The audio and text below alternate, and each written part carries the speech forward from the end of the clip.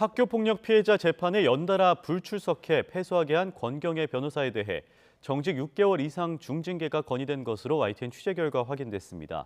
권 변호사는 자기 책임을 인정하면서도 당시 건강이 좋지 않아 소송에 집중하지 못했다고 해명한 걸로 알려졌습니다. 홍민기 기자가 취재했습니다. 3번 연달아 재판에 불출석해 학교폭력 피해자 소송을 돌이킬 수 없는 패소로 몰아넣은 권경애 변호사.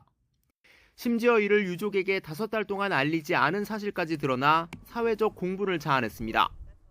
그게 어떤 사건인데 그거를 말아먹을 수가 있는지, 뭘 잘못했는지 당신이 구체적으로 써라. 그러면 당신이 뭘 책임질 건지를 써라. 이렇게 해서 한 줄을 썼어요. 책임지겠다고.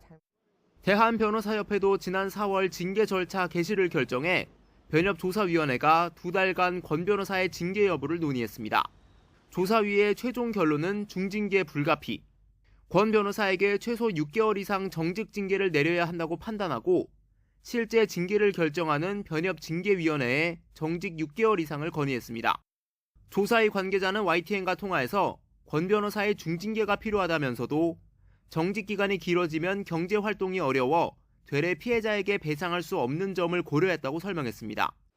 조사위는 지난달 권 변호사가 제출한 수십장 분량 경위서도 검토했습니다. 권 변호사는 송구하다며 자기 잘못을 인정하면서도 당시 심신이 안 좋은 상황에서 소송에 집중하지 못했다고 진술한 것으로 전해졌습니다.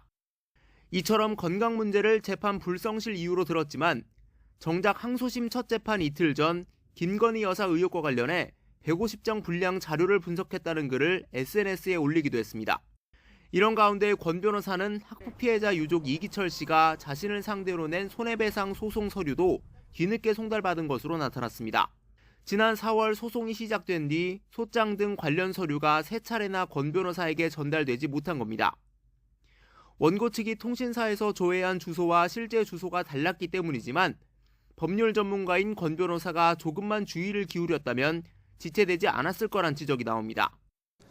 조사위의 중징계 건의를 받은 변협징계위원회는 오는 19일 교수와 언론인 등 외부 인사가 참석하는 전체 회의를 열고 권 변호사에 대한 징계 수위를 결정할 예정입니다. YTN 홍민기입니다.